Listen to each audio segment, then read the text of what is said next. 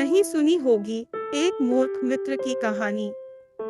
एक राजा ने एक बार एक बंदर को अपना मित्र साथ ही उसको अपना अंगरक्षक बना लिया। एक दिन राजा जंगल में हिरण का शिकार करने के लिए काफी दूर निकल गए, पर हिरण का शिकार नहीं मिला और गर्मी ज्यादा होने के साथ साथ राजा साहब को प्यास भी लगी थी। राजा साहब तुरंत अपने महल की ओर वापस चल दिए। महल में आकर राजा साहब आराम करने के लिए अपने आराम महल के रूम में पहुंच गए और आराम करने लगे। राजा का अंगरक्षक बंदर राजा के पास ही खड़ा राजा की देखभाल कर रहा था, ताकि राजा को सोते समय नींद से राजा को कोई व्यक्ति जगा न दे। कुछ समय बीतने के बाद राजा के कमरे में एक मक्खी घुस गई और सोते हुए राजा साहब के ऊपर मंडराने लगी।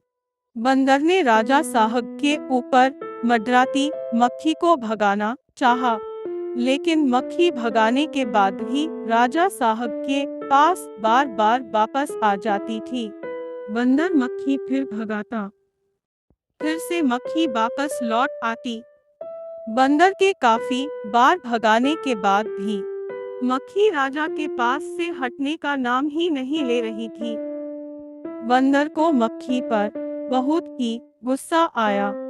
गुस्से में आकर बंदर ने एक योजना बनाई और बंदर ने मक्खी को सबक सिखाने की ठान ली।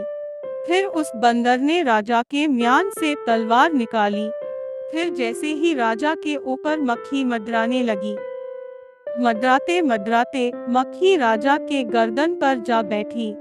तो फिर क्या, मक्खी को मारने के लिए जैसे ही बंदर ने मक्खी के ऊपर तलवार चलाई, मक्खी छोटी होने के कारण तलवार से बच गई और तलवार राजा के गर्दन पर जा लगी। जोरदार वार होने के कारण राजा की गर्दन ही कट गई और राजा साहब की मृत्यु हो गई। इसे ही कहते हैं मूर्ख मित्र, जो बुद्धिमान शस्त्र से भी हानिकारक होता है। अब कहानी का समय समाप्त हुआ भाई। हमारी कहानी कैसी लगी हमें कमेंट में अवश्य बताएं और भाई हमारे इस वीडियो को लाइक, फॉलो और शेयर करना ना भूले। धन्यवाद।